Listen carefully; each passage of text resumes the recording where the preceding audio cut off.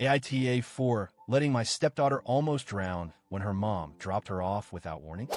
I, 31F, live in a house that's currently undergoing renovation, so I'm back and forth between living there and staying elsewhere.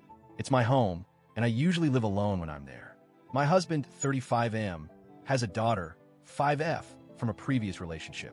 She's sweet, and I've always tried to build a good relationship with her, though we're still getting to know each other. This incident happened on a Saturday.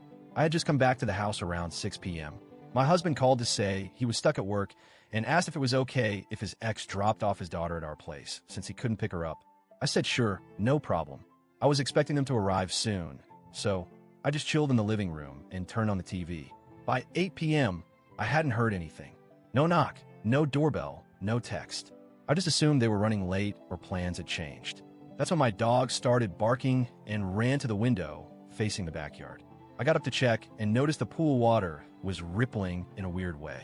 When I went outside to see what was going on, I saw her. The little girl was floating in the pool, unconscious. My heart stopped. I didn't even think.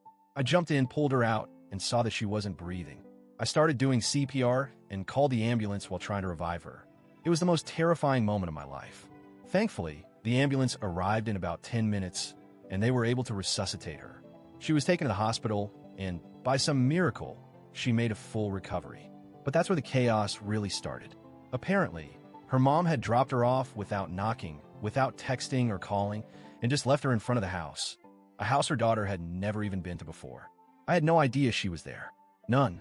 When her mother found out what happened, she came to the house and immediately started screaming at me, accusing me of trying to murder her child, saying I was a monster, and telling everyone I let her daughter almost drown.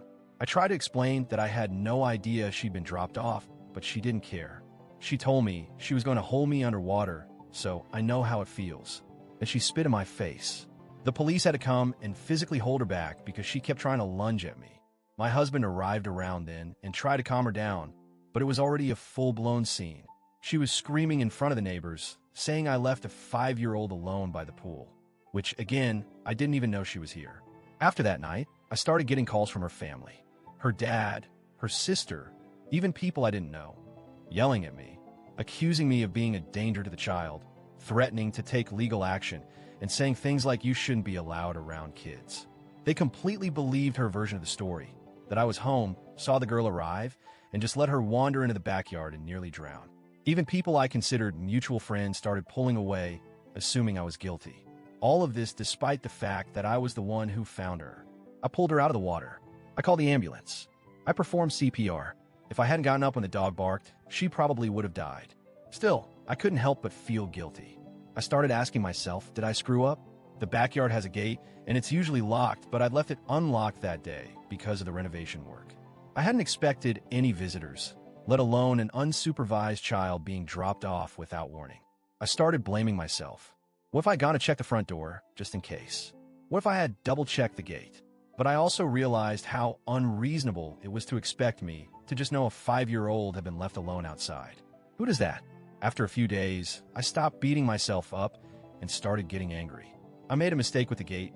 Yes, but that doesn't justify what happened afterward. The threats, the screaming, the defamation. I wasn't even given a chance to explain myself before people painted me as a monster. I sat down with my husband and laid out some boundaries. I told him I wasn't comfortable being around his ex, and I wouldn't tolerate her ever stepping foot on my property again unless he was there. He agreed. We're now working on getting stricter custody terms in place, including supervised drop-offs and better communication. I also reported the threats and harassment to the police, not to press charges, but to make sure there was a record. I've upgraded the locks, added security cameras, and I'm installing a pool fence, even though the law in my country doesn't require one. I've done everything I can to make sure this never happens again, but I still feel like I'm being punished for something I didn't do. I made one mistake, leaving a gate unlocked. But everything else? That's on the people who failed to communicate, who abandoned a child, and who are now trying to dodge responsibility by making me the villain. So Reddit, AITA?